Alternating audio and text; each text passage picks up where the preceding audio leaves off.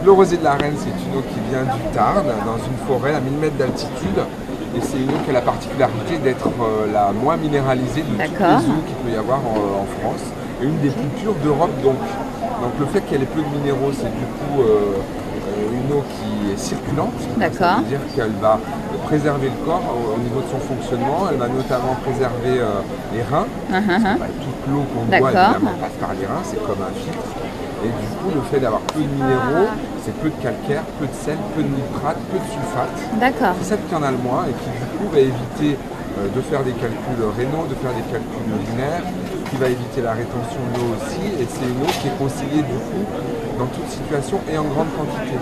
C'est par opposition aux eaux très minéralisées, qui ne sont pas des mauvaises eaux, mais qu'il faut faire attention à ne pas boire en trop grande quantité, on va dire Épar, Contrex, etc., qui sont des eaux de cure qu'on va boire ponctuellement, tout comme les eaux gazeuses qui sont des eaux plaisir et qu'on va boire là aussi ponctuellement parce qu'elles sont très chargées en minéraux et du coup elles vont être un petit peu plus difficiles à assimiler par l'organisme.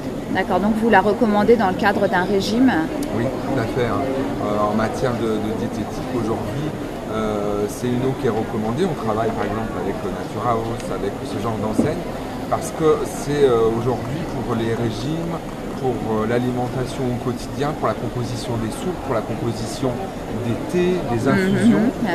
C'est l'eau qui peut être bue en grande quantité et qui va surtout être circulante, comme on le disait tout à l'heure. Le fait qu'elle soit circulante va éviter qu'elle s'attarde dans le corps et éviter la rétention d'eau.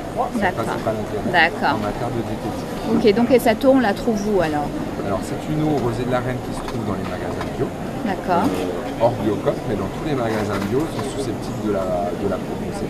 C'est l'eau de référence dans le monde du bio. Il n'y a pas beaucoup de marques d'eau dans le monde du bio. Et Rosée de la Reine est présente depuis une vingtaine d'années et c'est devenu vraiment la référence.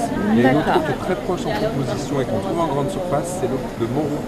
L'eau de Montroucoux, qui là se trouve dans les grandes surfaces traditionnelles et qui a une composition qui est très proche. Elles viennent du même endroit en fait, à la Cône-les-Bains dans le cadre. Voilà, donc vous la recommandez aux sportives? Oui, alors c'est des eaux effectivement qui peuvent donc être bues en grande quantité. Ok, d'accord. Ok, voilà. Écoutez, merci. Voilà, et l'eau, elle est là.